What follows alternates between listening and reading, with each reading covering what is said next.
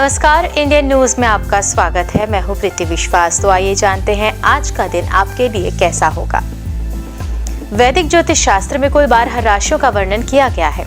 हर राशि का स्वामी ग्रह होता है और ग्रह नक्षत्रों की चाल से राशिफल का आकलन किया जाता है। तो आज 12 अक्टूबर 2023 दिन गुरुवार है और गुरुवार का दिन माता लक्ष्मी जी और श्री नारायण की पूजा उपासना के लिए समर्पित होता है। तो चलिए जानते हैं आज के दिन किन राशि वालों को होगा लाभ और किन राशि वालों को रहना होगा आज के दिन सावधान।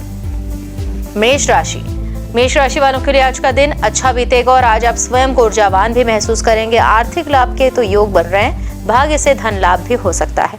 नौकरी व्यापार में कोई बड़ा सौदा या पूंजी निवेश करने से पहले उससे छुपे हुए पहलुओं पर अवश्य ध्यान दें, अन्यथा बाद में नुकसान उठाना पड़ सकता है। वृषभ राशि, आज का दिन वृषभ राशि वालों के लिए शुभ है। आर्थिक क्षेत्र में भी उन्नति करेंगे। कार्य क्षेत्र में नई योजनाएं फायदेमंद साबित होंगी। दिन कुल मिलाकर अच्छा रहेगा। रचनात्मक क्षेत्र से जुड़े लोगों के लिए भी आज का दिन बेहद ही शुभ रह सकता है। मान सम्मान की प्राप्ति होती दिख रही है। धन लाभ के भी योग बन रहे हैं। मिथुन राशि, आज का दिन मिथुन राशि वालों के लिए काफी महत्वपूर्ण और प्रेरणादायक रहेगा। आर्थिक स्थिति में मजबूती आती दिख रही है। साथ ही तरक्की के नए रास्ते खुल रहे हैं। आज का दिन बेहतर कुल मिलाकर रहेगा और कोई नया अनुबंध प्राप्त हो सकता है। व्यापारी वर्ग के लिए आज का दिन फायदे से संबंधित होगा। छात्रों के लिए भी दिन अच्छा है। कर्क राशि वालों के लिए दिन सुख शांति देने वाला होगा। आपके पराक्रम में वृद्धि होगी। सभी अटके हुए कार्य समय से पूरे हो जाएंगे। कार्य क्षेत्र में ज्यादातर काम आसानी से शांति से निपट जाएंगे। उच्चाधिकारी प्रसन्न रहेंगे और आर्थिक स्थिति मजबूत होती दिख रही है। किसी नई आर्थिक योजना पर पूंजी निवेश कर सकते हैं। सिंह राशि, आज आप आत्मविश्वास की कमी महसूस कर सकते हैं। कार्य क्षेत्र में चुनौतियों का सामना करना पड़ सकता है। सहकर्मी का काम अटका सकते हैं। अनावश्यक खर्चों की वजह से आर्थिक तंगी का भी सामना करना पड़ सकता है। इस धार्मिक स्थल की यात्रा पर जाने के योग बन रहे हैं। छात्रों के लिए दिन सामान्य रहेगा।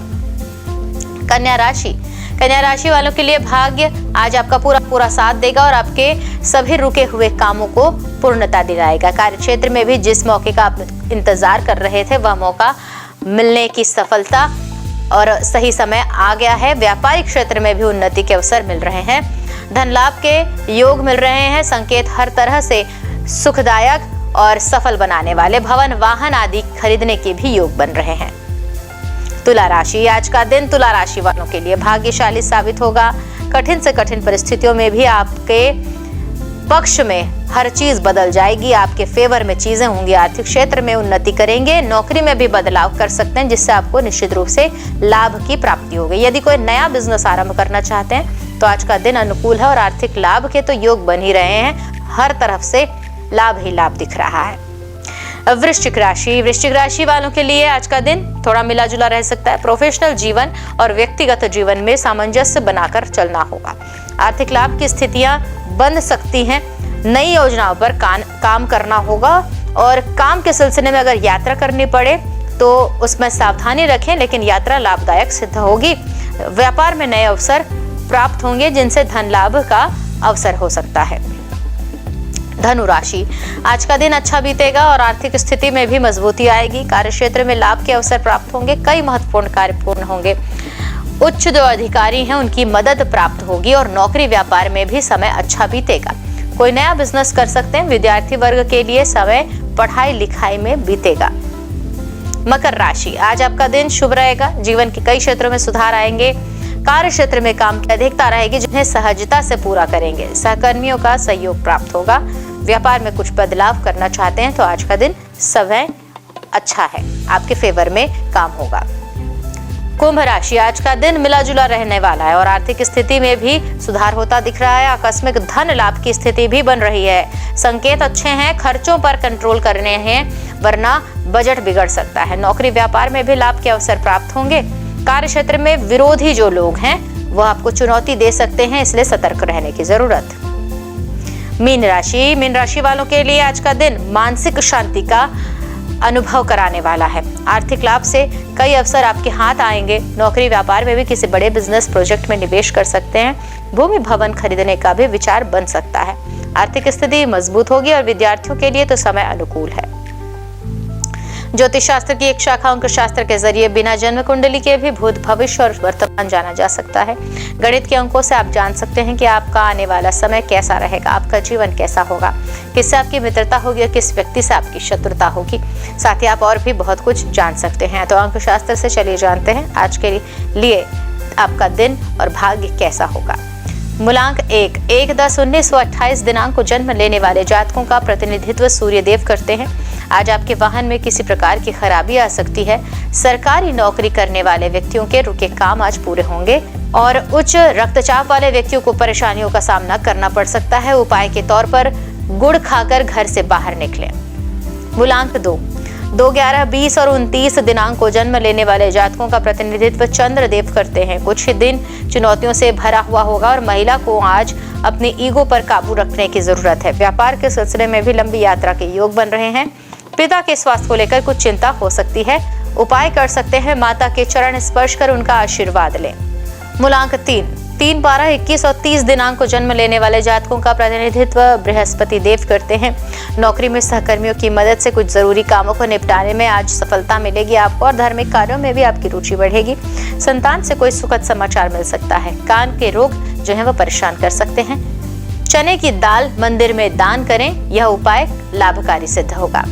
मूलांक 4, 13, 22 और 31 दिनांक को जन्म लेने वाले जातकों का प्रतिनिधित्व राहु देव करते हैं। पिता के साथ चल रहे वैचारिक मतभेद जो हैं वह जिनकी कृपा से दूर होंगे। आर्थिक तंगी का सामना लेकिन करना पड़ सकता है और पति पत्नी के रिश्तों में भी तनाव दिखाई दे रही है। संतान के स्वास्थ्य को लेकर चिंतित होना पड़ सकता है। उपाय सभी के लिए तुलसी की माला धारण करें। मूलांक 5, 14 और 23 दिनांक को जन्म लेने वाले जातकों का प्रतिनिधित्व बुध देव करते हैं। आर्थिक स्थिति अच्छी हो रही है लेकिन नौकरी में स्थानांतरण हो सकता है, परंतु पदोन्नति का योग कम बन रहा है। विद्यार्थियों का मन भी पढ़ाई में कम लगेगा। अविवाहित जो व्यक्ति हैं उनके जीवन में प्रेम संबंध दस्तक दे सकता है। उपाय भी कर सकते हैं, घर में चौड़े पत्ते वाले पौधे न रखकर। मूलांक 6, 15 और 24 दिनांक को जन्म लेने वाले जातकों का प्रतिनिधित्व शुक्र देव करते हैं और आज विचारों में किसी बात को लेकर द्वंद्व चलता रहेगा। आर्थिक स्थिति सामान्य रहेगी।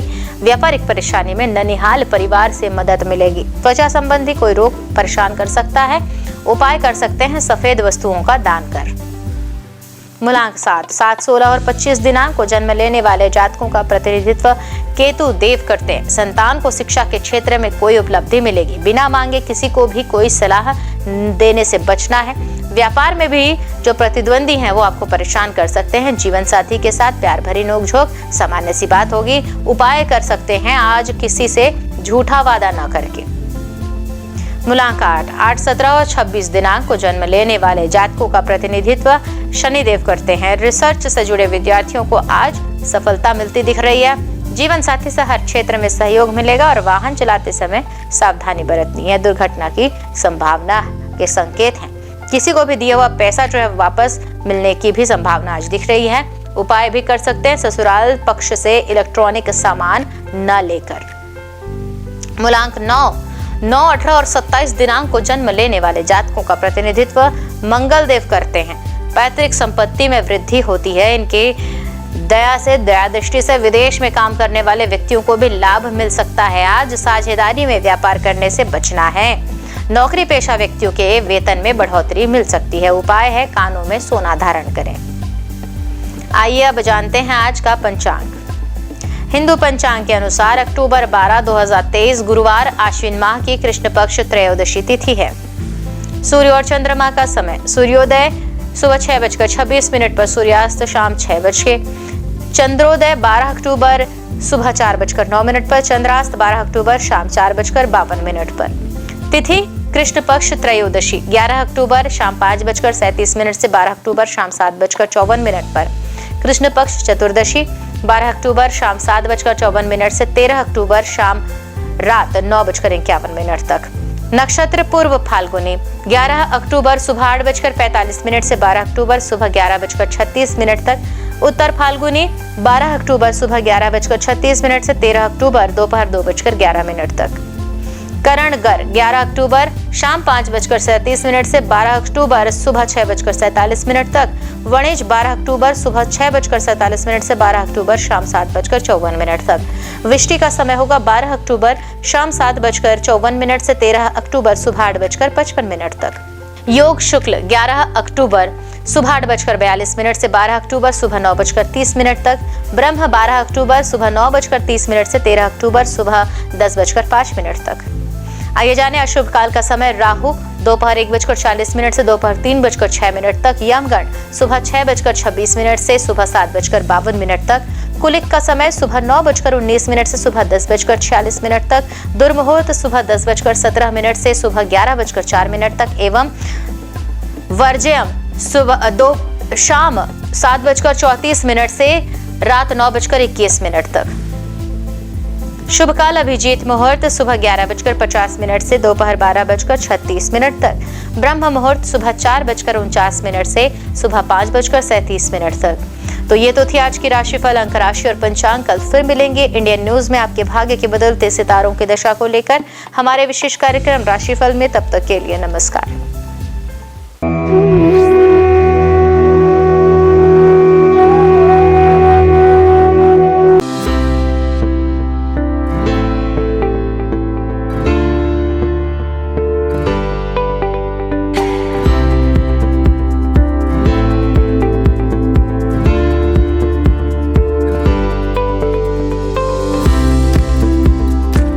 गुरु ब्रह्मा गुरु विष्णु गुरुदेवो महेश्वरा, गुरु साक्षात परम ब्रह्मा तस्मै श्री गुरुवे नमः। नमस्कार, मैं दीपांजलि, इंडियन न्यूज में आप सभी का स्वागत है। गुरुवार का दिन देवताओं के गुरु श्री हरि विष्णु को अर्पित है। भगवान विष्णु बुद्धि और शिक्षा का कारक माने जाते हैं। गुरुवार का दिन हरि विष्णु की पूजा करने से धन, विद्या, मान सम्मान, प्रतिष्ठा और कई अन्य महत्वाकांक्षी फल की प्राप्ति होती है। गुरुवार का व्रत बड़ा ही फलदायी माना जाता है। इस दिन भगवान विष्णु की पूजा अर्चना और व्रत रखने से भगवान प्रसन्न होते हैं और भक्तों पर कृपा बरसाते हैं। गुरुवार के दिन व्रत रखने और कथा सुनने से घर परिवार में सुख समृद्धि बनी रहती है। गुरुवार के दिन सुबह जल्दी उठकर स्नान करें। इसके बाद पूजा घर या केले के पेड़ के नीचे भगवान श्री हरि विष्णु की प्रतिमा या फोटो रखकर उन्हें प्रणाम करें। कोई नया छोटा सा पीला वस्त्र भगवान को अर्पित करें। भगवान विष्णु का तिलक गुरुवार के दिन केसर से करें। बृहस्पति देव को पीला रंग अत्यंत प्रिय है। गुरुवार के दिन पीला चावल, पीली मिठाई या भोग लगाना शुभ होता है। हाथ में चावल और पवित्र जल लेकर व्रत का संकल्प लें। एक लोटे में पानी और हल्दी डालकर पूजा के स्थान पर रखें। भगवान को गुड़ और धूली चने की दाल का भोग लगाएं। भगवान को प्रणाम करें और हल्दी वाले पानी को केला या किसी अन्य पेड़ की जड़ों पर डाल दें। अगर आप पहली बार गुरुवार का व्रत रखने जा रहे हैं तो आप उस गुरुवार का चयन करें जिस दिन पुष्य नक्षत्र हो।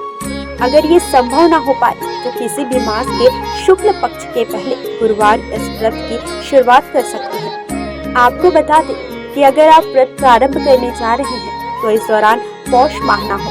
गुरुवार को पीले वस्त्र पहनना शुभ होता है। आइए जानते हैं श्री हरि विष्णु की प्रसिद्ध मंदिरों के बारे में।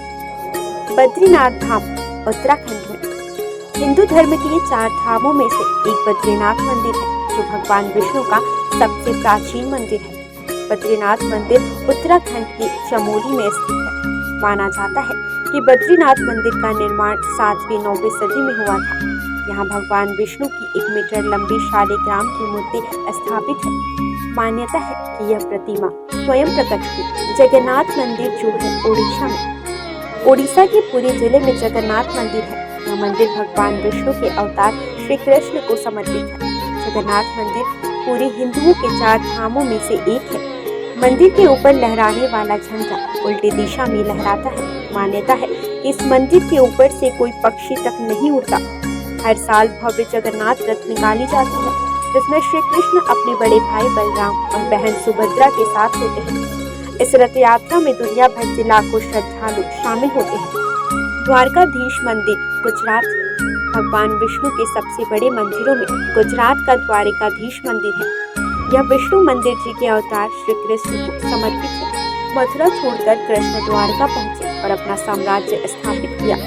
यहाँ उन्हें द्वारकाधीश के नाम से पुकारा जाने लगा। यह हिंदू धर्म के सबसे प्राचीन और भव्य मंदिरों में शामिल है, जिसका इतिहास 2000 साल से भी अधिक पुराना है। रंगनाथ स्वामी मंदिर जो है तमिलनाडु में। दक्षिण भारत के तमिलनाडु में श्रीहरि का भव्य मंदिर है।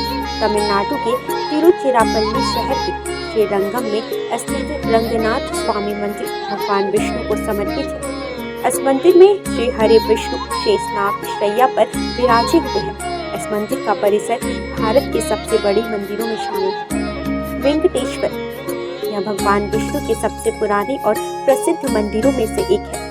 वेंकटेश्वर मंदिर तिरुपति के पास तिरुमाला पहाड़ी पर है। हर साल अनगिनत लोग यहाँ आकर भगवान वेंकटेश का आशीर्वाद और दर्शन पाते हैं।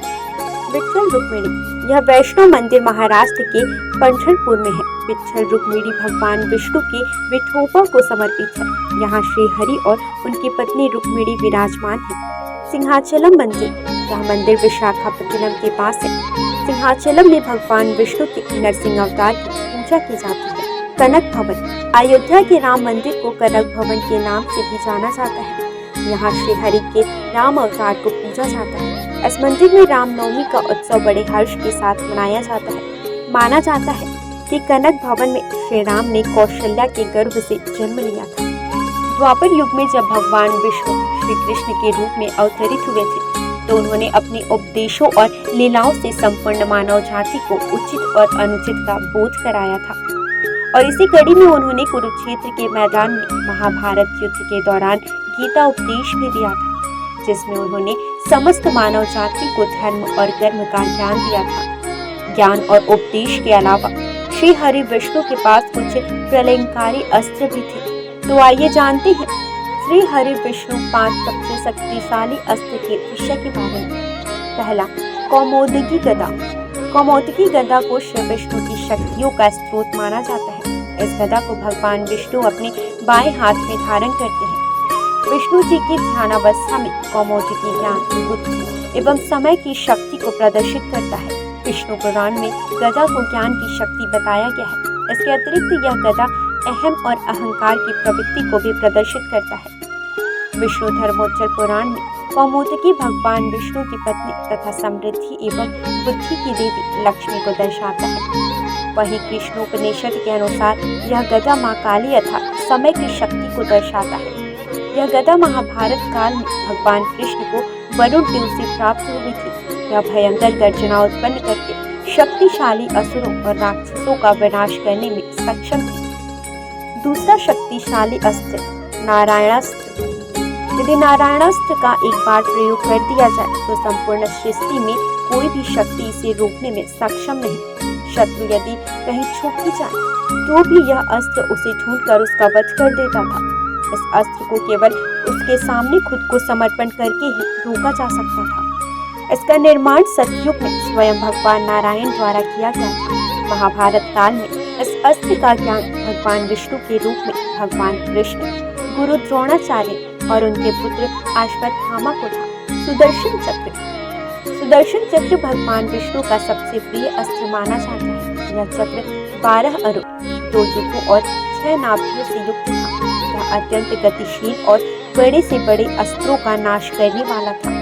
इसके अरों में देवता, सभी राशियां, अग्नि, ऋत्विक, सोम, वरुण, मित्र, इंद्र, प्रजापति, हनुमान, तप, धन्वंतरी और चैत्र माह से फाल्गुन माह तक सभी 12 मास प्रतिष्ठित थे। सुदर्शन चक्र को उंगली से घुमाने पर यह वायु के प्रवाह के साथ मिलकर अग्नि प्रज्वलित कर शत्रु को भस्म कर सकता है।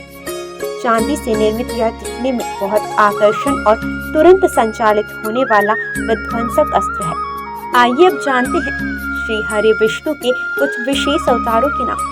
मत्स्य अवतार, कूर्म अवतार, वराह अवतार, भगवान नरसिंह। वामन अवतार, श्री राम अवतार, श्री कृष्ण अवतार, परशुराम अवतार, बुद्ध अवतार, कल्कि अवतार। भगवान को उनके प्रिय फूल चढ़ाने से वे जल्द प्रसन्न हो जाते हैं। भगवान को फूल अर्पित करते समय भी कुछ नियमों का ध्यान रखना चाहिए। आइए जानते हैं भगवान विष्णु को कौन से फूल अर्पित करने से क्या फल प्राप्त होता है। कदम्ब के फूल। धार्मिक ग्रंथों के अनुसार भगवान विष्णु को कदम के फूल सबसे प्रिय है। श्री हरि को कदम के पुष्प अर्पित करने से वे जल्दी प्रसन्न हो जाते हैं। भगवान का पूजन इन पुष्पों से करने पर व्यक्ति को मृत्यु के बाद यमराज के कष्टों का सामना नहीं करना पड़ता। इसके साथ ही विष्णु भगवान अपने भक्तों की कामनाएं पूरी करते हैं। गुलाब का फूल। गुलाब के फूल से विष्णु जी की पूजा करने पर श्री हरि के साथ साथ माता लक्ष्मी की भी कृपा हमें प्राप्त होती है।